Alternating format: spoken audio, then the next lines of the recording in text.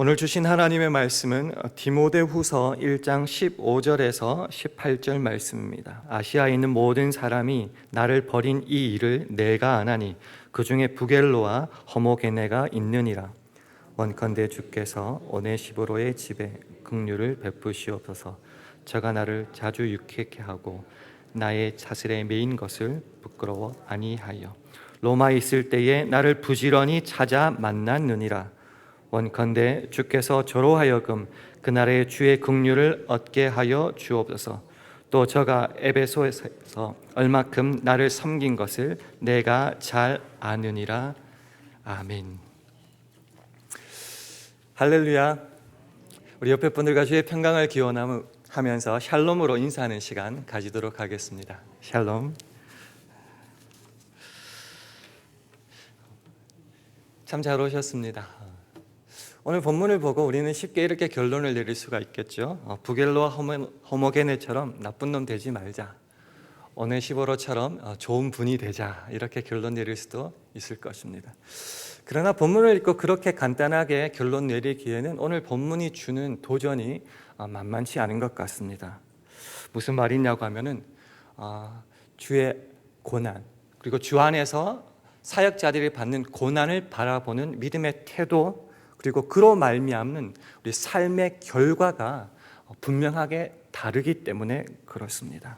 그래서 오늘은 우리 본문을 통하여 성경이 우리들에게 특별히 고난을 어떻게 바라보고 생활해야 되는지에 대한 도전을 한번 살펴보고, 지금 이 순간 우리들이 가진 믿음은 어떤 모습인지 확인해 보는 시간 되기를 주님의 이름으로 축원합니다.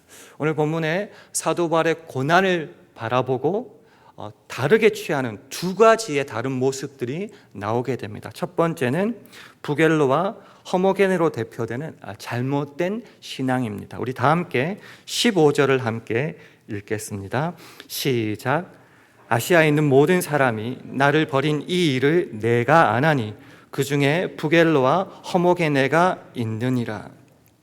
여기서 말하는 아시아는 터키의 남동부 지역을 가리킵니다. 거기에 있는 참으로 많은 교회의 성도와 사람들이 바울을 크게 말하면 믿음을 버렸다라고 나오고 있습니다. 그 중에 대표되는 인물로 실명이 거론되고 있습니다. 부겔로와 허모게네가 있었다. 왜 굳이 이름을 밝히고 있을까? 물론 경계의 뜻도 있겠지만 크게 두 가지로 추측해 볼 수가 있습니다. 첫 번째는 이름만 되면 누구나 다 아는 교회 유명한 사람이었다라는 거죠. 두 번째는 그 유명한 사람일 뿐만 아니라 그 사람은 믿음을 끝까지 지켜서 절대로 주 안에서 배신하지 않을 거라고 믿었던 사람인데 그들조차 바울을, 그게는 믿음을 버렸다, 충격이었다라는 의미에서 실명을 거론했을 것입니다. 우리가 이 시점에서 나쁜 놈이네 라고 말하기에는 우리가 궁금히 여겨야 될 점이 있습니다. 그 사람이 왜 바울을, 왜 믿음을 버렸을까라는 것입니다. 우리는 그 답을 16절 하반절에서 이렇게 추측할 수가 있습니다. 나의 사슬에 매인 것을 부끄러워 아니하여 라고 되어 있습니다. 물론 이 말은 오네시보를 향하여 칭찬한 말 중에 하나지만은 이것이 바로 오늘 두 다른 부류를 결론짓게 되는 가장 중요한 힌트라고 생각합니다. 자, 바울이 하나님의 사역을 하는 귀한 사도라고 믿었고 그가 많은 능력을 행하는 것도 보았지만은 결국 그의 끝이 무엇인가? 매맞고 감옥에 갇힌 거더라라는 것입니다. 쉽게 이렇게 풀 수가 있겠죠. 예수를 믿고 참 거창한 복을 기대했는데 세상에서 제대로 된 보상을 받지 못하더라라는 겁니다. 그래서 실족하고 비난해주고 결국은 자기의 믿음까지 놓아버렸던 결과가 오늘 부겔로와 허모게네를 통해서 나타나는 것입니다. 사실 이 일에 대해서 걱정을 많이 했는지 이 디모데후서, 즉 디모데에게 바울은 이렇게 본문의 앞구절에서 이렇게 말하고 있습니다. 7절과 8절을, 디모데후서 1장 7절과 8절을 우리 한 목소리로 함께 읽겠습니다. 시작. 하나님이 우리에게 주신 것은 두려워하는 마음이 아니요 오직 능력과 사랑과 근신하는 마음이니 그러므로 내가 우리 주의 증거와 또는 주를 위하여 갇힌 자된 나를 부끄러워 말고 오직 하나님의 능력을 조차 복음과 함께 고난을 받으라, 이렇게 말하고 있습니다. 바울 자신이 감옥에 갇힌 것 때문에 부끄러워하거나 두려워하지 말아라라는 겁니다. 오늘 본문을 통해서 살펴보면 부겔로와 허모게네가 처음부터 믿음이 없었거나 믿음을 버린 것은 아닌 것 같습니다. 교회에서 이름만 알 정도, 이름이라도 되면 다 알 정도의 유명한 인사라는 거 보니까 믿음이 강했을 겁니다. 즉 처음에는 믿음이 굉장히 훌륭했을 겁니다. 그래서 어떤 사람은 그들을 믿음의 롤모델로 삼았을지도 모르겠습니다. 그런 사람이었고 믿음의 형제였는데 신앙생활을 계속해 나가는 가운데 눈에 보이는 형통함과 세상적인 성공과 부귀영화가 없을 때에 믿음을 놓아버린 겁니다. 어떤 분은 말씀하시겠죠. 그러면 처음부터 가짜가 아니었겠는가? 어떻게 믿음 있는 사람이 그럴 수 있겠는가? 저도 그런 생각을 했었는데요. 이 자료를 보고 좀 생각을 달리하게 되었습니다. 좀 다른 이야기인데요. 일제시대를 기억하실 겁니다. 저는 잘 모르지만 자료를 통해서 이런 자료를 봤습니다. 여러분이 생각하시기에 일제시대 때에 친일파로 넘어갔었던, 그러니까 믿음의 독립운동을 하고 신앙을 잘 지켰던 사람들이 그걸 다 포기하고 친일로 넘어갔던 제일 많았던 시기가 언제라고 생각하십니까? 한일 합방이 되고 난 직후일까요? 자료를 보니까요, 제일 친일로 넘어갔었던 때가 1940년에서 한 42년 정도라고 하더라고요. 이게 무슨 말이냐고 하면요, 처음에는 독립운동에 대한 기대와 소망을 가지고 생명도 아끼지 않고 나갔어요. 그런데 한 세대가 흐를 때까지 아무런 변화가 없었고 일제는 점점 더 힘을 더해 갔습니다. 그래서 그렇게 가졌던 독립에 대한 희망과 소망을 놓을 수밖에 없었습니다. 근데 재밌는 게 뭔지 아십니까? 40년에서 42년까지가 제일 배신자가 많았는데 해방은 45년에 이루어졌습니다.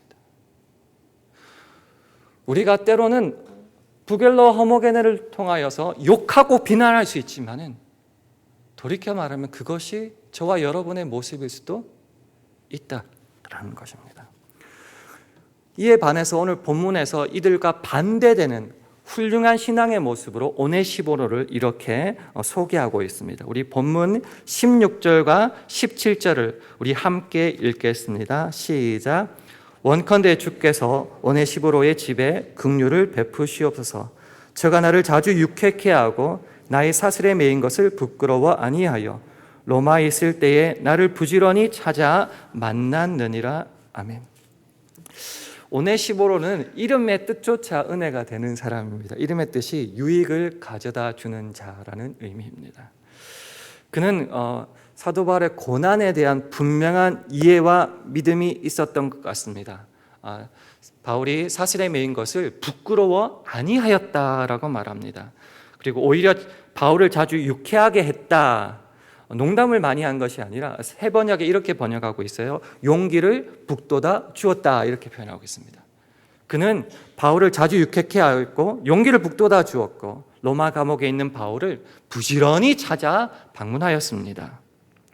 바울이 당하는 고난이 부끄러운 고난이 아니라 믿음 안에서 주 예수의 복음을 향해서 어쩌면 당연히 받을 수밖에 없는 환난이라고 믿었기 때문에 그는 이 사슬에 매인 것을 부끄러워하지 않았다고 합니다.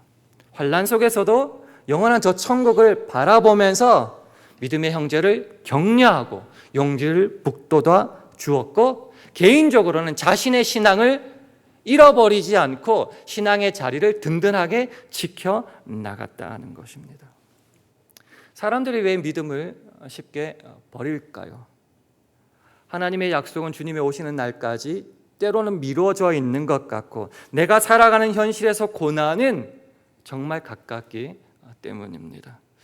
우리는 새벽 기도회마다 주 앞에 나와서 기도할 때에 새 호흡과 새 생명 주신 하나님께 감사를 드립니다. 하지만 달리 생각해 보면 이 새 하루는 예수를 믿고 그 뜻대로 살아가고자 하는 우리들을 더욱더 강력한 힘과 시험과 환난으로 도전해 오는 세상의 시험을 받는 그런 하루하루이기도 하다는 것입니다.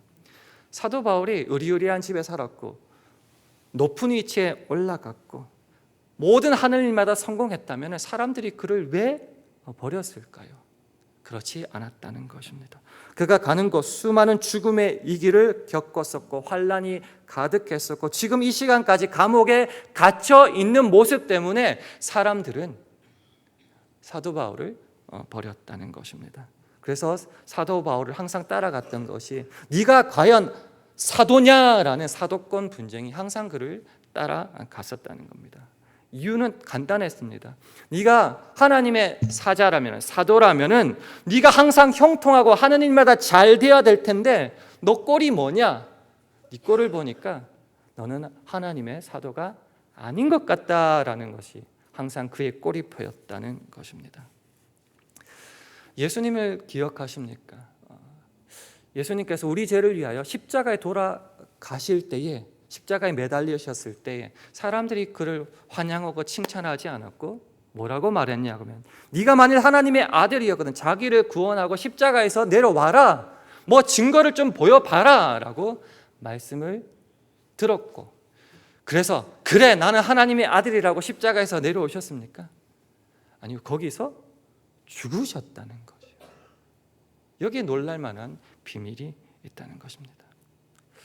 혹시 여러분의 믿음을 때로 좌절하게 하고 실망하게 하는 이유가 만약 이와 동일하다면 우리 다시 한번 우리의 믿음을 점검해 보아야 합니다. 예수 그리스도께서 이렇게 말씀하시죠. 아무든지 나를 따라오려거든 자기를 부인하고 자기 십자가를 지고 따라와야 된다라고 말씀하십니다. 내가 진실로 진실로 너에게 이르노니 하늘의 밀이 땅에 떨어져 죽지 아니하면 하늘 그대로 있고 죽으면 많은 열매를 맺느니라. 인자가 온 것은 섬김을 받으려 함이 아니라 도리어 섬기려 하고 자기 목숨을 많은 사람의 대성물로 주려 함이니라 라고 말씀하고 있습니다. 믿음이 뭔가? 내가 기도하면 모든 좋은 것 들어주신다를 믿는 것만이 믿음이 아니라 하나님께서 그 약속과 구원을 이루어 주실 때에 고난과 환난이라는 모습을 통하여 이루어 가심을 믿는 것도 우리의 신앙의 모습이 되어야 된다는 겁니다. 하나님께서 십자가 예수 그리스도를 못 박아 죽이심으로까지 우리를 향한 구원을 마침내 이루어 주시고 그 예수 그리스도의 본을 받아서 우리도 자기 십자가를 지고 그 길을 쫓아가야 되는 것입니다. 사도 바울의 표현대로 하면 그리스도의 남은 고난을 내 몸에 채우는데 조금 더 부끄러워하지 않아야 되는 겁니다. 그래서 로마서 1장 16절에 사도 바울은 이렇게 고백합니다. 내가 복음을 부끄러워하지 아니한다. 왜? 이 복음은 모든 믿는 자에게 구원을 주시는 하나님의 능력이 되기 때문이라고 말합니다. 세상 사람들은 로마에서 가장 비참한 처형, 십자가에 달리는 것을 다 부끄러워하고 꺼려했지만은 사도 바울은 저 십자가가 부끄러움의 대상이 아니라 하나님의 능력이 됨을 믿었기에 이 복음을 향하여 달려갔고 자신이 또한 받는 그런 고난과 환난을 부끄러워하지 않았다는 것입니다. 사도 바울의 일생을 되돌아보면 참 이런 모습이 많았는데요.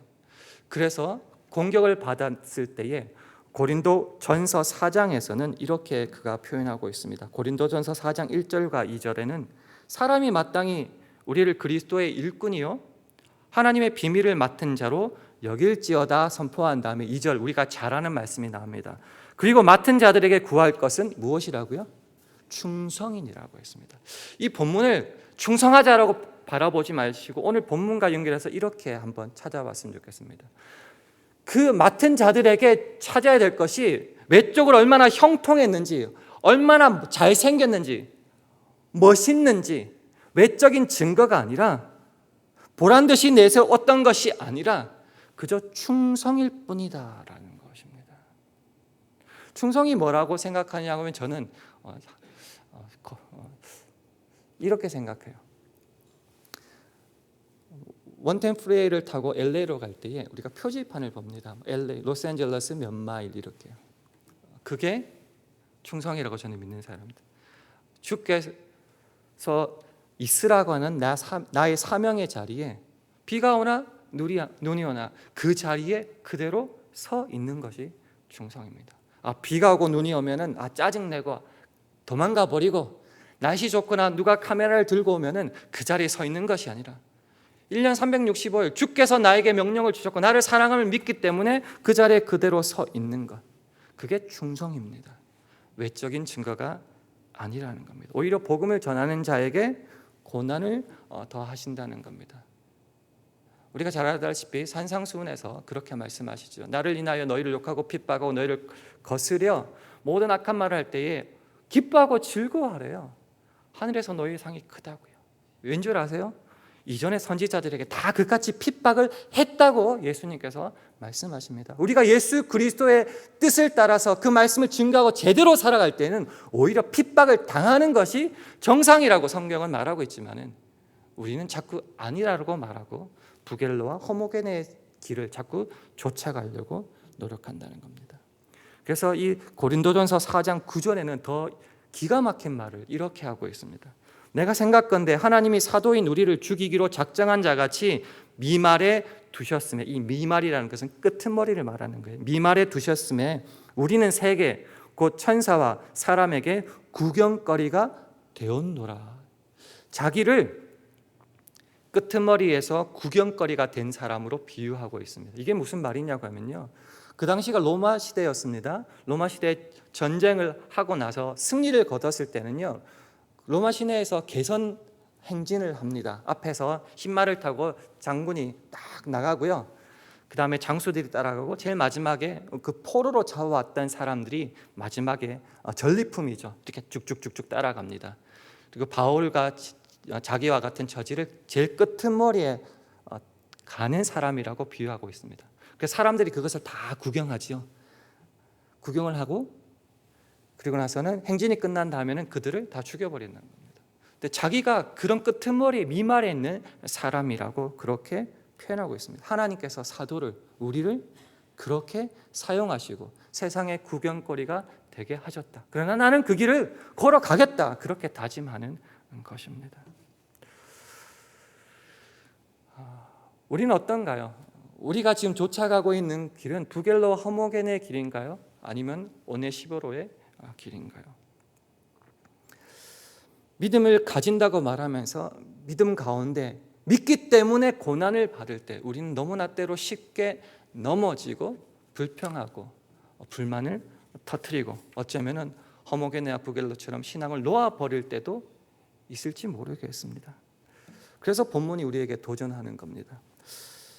예수 그리스도께서는 왕궁이 아니라 마구간에서 태어나셨는데, 집도 없었는데, 부끄러움의 대상인 십자가에서 결국 죽고 마셨는데, 그 예수가, 그 십자가가 너는 부끄러우냐 자랑스러우냐, 다시 한번 우리들에게 도전을 던지는 것입니다. 사도 바울은 옥에 갇히고 매맞고 모욕을 당하다가 결국 죽고 마는데, 개선행진에서 미말 끄트머리에 세상의 구경거리로 보이게 하는 그런 삶을 그는 평생 살아갔는데, 그 길을 걸으라고 하면 저와 여러분은 걸을 수 있겠습니까? 이 도전입니다. 그저 나쁜 놈, 좋은 분 이렇게 나누기에는 고난을 바라보는 믿음의 태도가 그 삶의 결국이 어떻게 달라지느냐로 완벽하게 달라지기 때문에 우리는 때로 심각하게 고민해야 되는 것입니다. 그래서 오늘 말씀을 마치면서 디모데후서 1장의 이 세 구절을 함께 읽음으로써 말씀을 한번 마치기를 원합니다. 우리 디모데후서 1장 7절과 8절을 다시 한번 읽겠습니다. 디모데후서 1장 7절과 8절입니다. 시작. 하나님이 우리에게 주신 것은 두려워하는 마음이 아니요 오직 능력과 사랑과 근신하는 마음이니, 그러므로 내가 우리 주의 증거와 또는 주를 위하여 갇힌 자 된 나를 부끄러워 말고 오직 하나님의 능력을 조차 복음과 함께 고난을 받으라. 그리고 12절을 함께 읽겠습니다. 시작. 이를 인하여 내가 또 이 고난을 받되 부끄러워하지 아니함은 나의 의리한 자를 내가 알고 또한 나의 의탁한 것을 그날까지 저가 능히 지키실 줄을 확신함이라. 조금 말이 어려운 것 같아서 새번역 성경으로 한번 읽어드리겠습니다. 12절입니다. 그러므로 나는 이런 고난을 당하면서도 부끄러워하지 않습니다. 나는 내가 믿어온 분을 잘 알고 있고 또 내가 맡은 것을 그분이 그날까지 지켜주실 수 있음을 확신합니다. 이렇게 번역하고 있습니다. 사랑하는 샬롬의 식구 여러분, 이 말씀에 아멘으로 순종하고 이 길을 끝까지 걸어갈 수 있겠습니까? 여기에 따라서 우리는 때로는 부겔로와 허모게네가 될 수도 있고 아니면 오네시보로가 될 수 있는 것입니다. 다음 주일이 추수감사주일입니다. 베풀어 주신 수많은 은혜들을 기억하고 감사하겠지만 혹시 이런 감사 제목은 어떨까요? 내가 예수 그리스도를 제대로 믿어서 이런 고난을 받게 하시니 참 감사합니다. 눈물이 나는 걸까요? 아니면은 감사의 제목일까요? 저는 감히 여러분에게 도전합니다. 이번 추수감사절에 이 기도 제목, 이 감사의 제목, 내가 예수를 제대로 믿기에 이런 고난을 허락하심에 참 감사합니다는 이 제목을 주님 앞에 올려드릴 수 있기를 주님의 이름으로 축원합니다. 이 시간 함께 기도하는 시간 가지겠습니다. 하나님, 예수 그리스도로 인하여서 고난을 받음에 오히려 감사할 수 있는 오늘 하루 되게 하여 주시옵시고, 이번 한 주간 추수감사주의를 준비하며 한 해 동안 우리에게 베풀어 주신 은혜를 기억하며 감사할 수 있게 하여 달라고 기도해 주시고, 병상에 있는 수많은 믿음의 형제들을 주님께서 찾아가 주셔서 회복시켜 달라고, 그리고 선교사님과 그 사역에 하나님의 긍휼과 능력을 부어 달라고 함께 기도하는 시간 가지겠습니다.